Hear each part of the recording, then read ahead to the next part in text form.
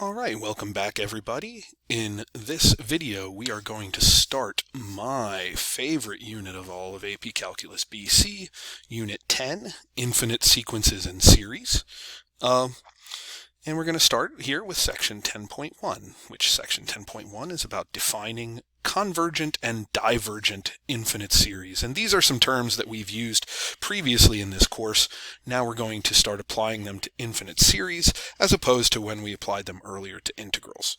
So this lesson is primarily some vocabulary and then some of the basics that we're going to learn related to infinite series. There's a good deal of exposition here in the beginning before we get to any of our examples. So let's take a look at what we have to say. We're going to start talking about infinite series. You've looked at sequences of numbers and sometimes even written rules for sequences. You see a sequence is a collection of numbers that are, I'm missing the letter A there, that are in a one-to-one correspondence with positive integers. On first page, we found our first typo of the unit. In a one-to-one correspondence with positive integers.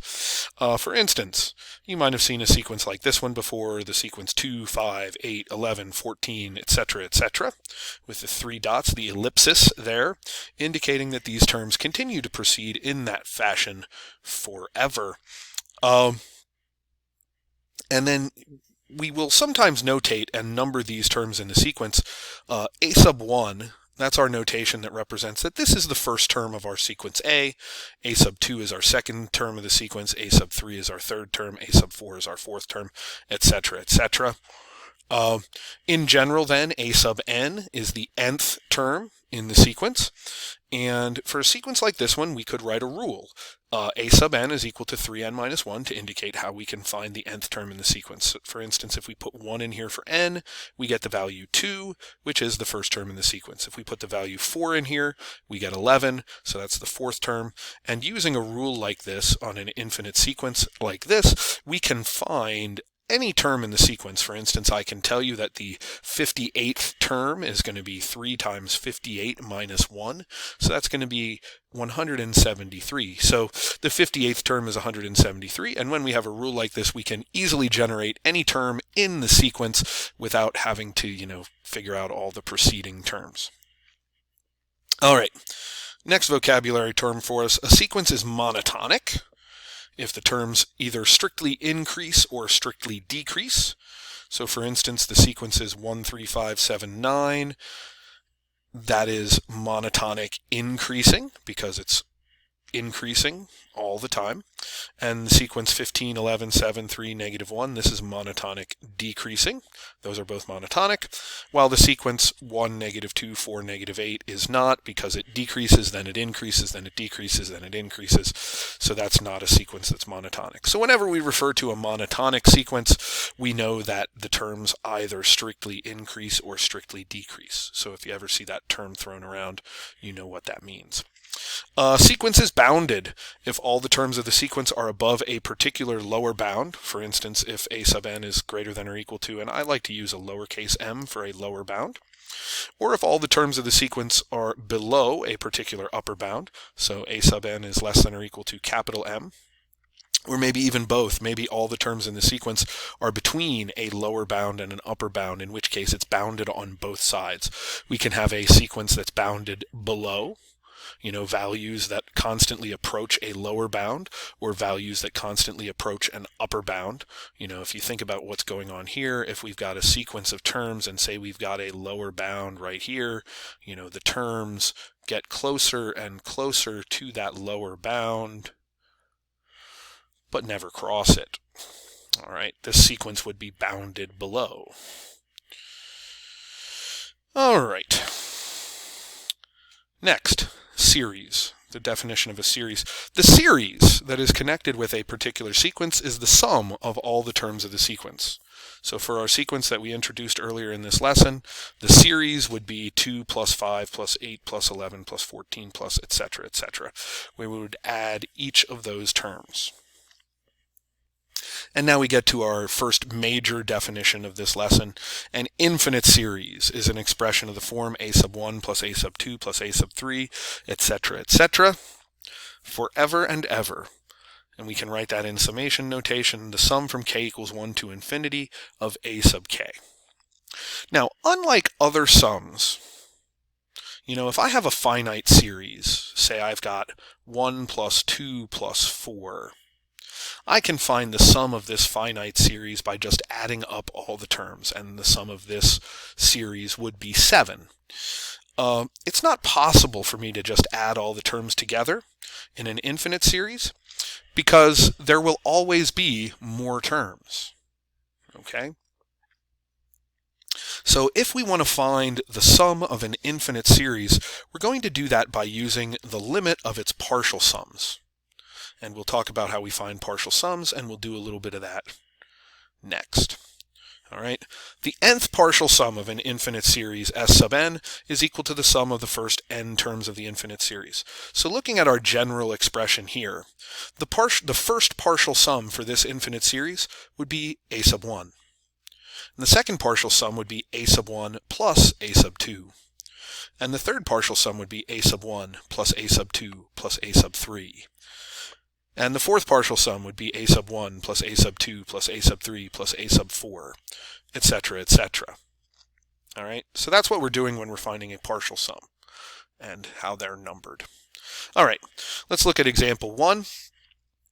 We're going to find the first 5 partial sums of the infinite series, 1 plus 1/2 plus 1/4 plus 1/8 plus ... Okay, so the first partial sum is just the first term. So the first partial sum of this series is 1. The second partial sum is 1 plus 1/2, which is equal to 3/2. The third partial sum, the third partial sum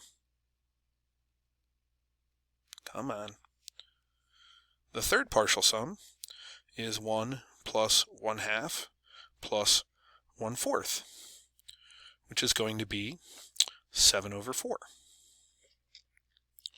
The fourth partial sum of this series would be 1 plus 1/2 plus 1/4 plus 1/8, which is going to be equal to 15/8 when we add all of those together. And then the fifth partial sum, it's going to be 1 plus 1/2 plus 1/4 plus 1/8 plus 1/16, and those all add up to 31/16. So these are our first 5 partial sums.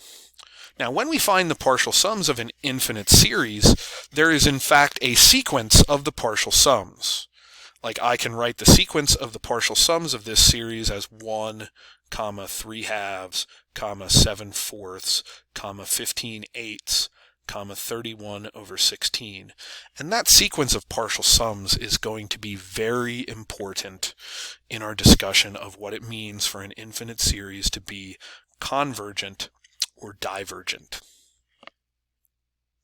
All right, in the box here, convergent and divergent infinite series. For the infinite series, sum equals 1 to infinity of a sub n. The nth partial sum is s sub n equals a sub 1. Okay, we've already defined what a partial sum is. If the sequence of the partial sums, s sub n, converges to some value s, then the series converges. Whoa. So if the sequence of the partial sums converges to some value, that means that the series itself converges. The limit s here is what we call the sum of the series. Similarly, if the sequence of partial sums diverges, that tells us that the series diverges. All right, so let's take a look at this in practice. We are going to identify whether the following series converge or diverge by investigating the partial sums. So let's go ahead and do that. The first partial sum of this series is 7/10, or 0.7. Then I add to that 7/100ths. Grab my calculator here. If I've got 7/10 plus 7/100ths, oh, that's 0.77. I guess I really don't need my calculator for this one. S sub 3 is going to be 0.777. And S sub 4 is going to be 0.7777. And so you should see, as we add each additional term on here, we add a 7 to the decimal expansion, which means that as we let n approach infinity, the sum of this series is going to approach 0.7 repeating, or 7/9. Since this sequence of partial sums converges to the value s, that means that this series converges, and in fact it converges to 7/9. But this question only asked if it converged or diverged. Let's look at the next one on the list. 1 plus 4/3 plus 16/9, etc., etc. So the first partial sum is 1. And then we've got 1 plus 4/3. That's 2.3 repeating for the second partial sum. And then our third partial sum, we're going to add 16/9.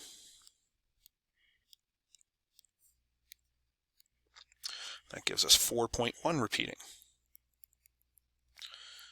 And then we're going to add 64/27. And something you'll notice here, because all of these terms are greater than 1, 6.481 repeating. What happens here as we build our partial sums, what's the next one going to be? It's going to be 256/81.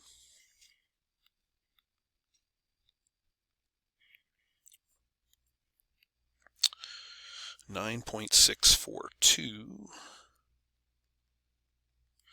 But what happens here as we keep adding terms to this, that partial sums just continue to grow. And so there is no limit. There is no value that this sequence converges to. It's just going to continue to grow without bound. Therefore, this infinite series diverges. All right, next one. First partial sum, 1. Second partial sum, 0. Third partial sum, 1. Fourth partial sum, 0. So as we keep adding terms to this sum, as we go to larger and larger numbered partial sums, this just continues to bounce back and forth between 1 and 0. And so the limit as n goes to infinity of the partial sum here does not exist. Therefore, this one diverges. In order to converge, it has to approach a particular finite value. So we've got one that converged, 2 that diverges, last one.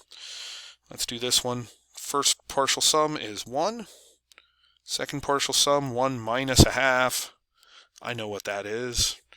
That's going to be 0.5. And then we're going to add 1/4.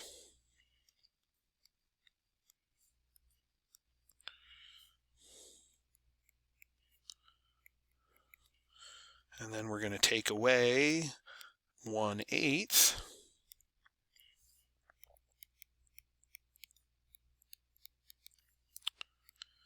And then we're going to add 1/16.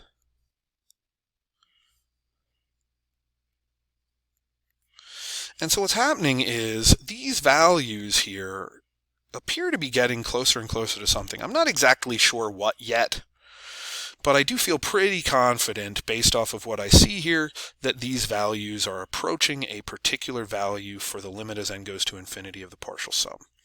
So I'm going to say that this converges. In our next lesson, in section 2, we're going to learn more about series like this one and how we can tell that this converges, and not only that, how we can find the value to which it converges, since that's a little murky right now. We'll come back next time in a second video for this section and talk about this concept a little bit more. But until then, I'll see you. Have a great rest of your day, everybody, and bye-bye.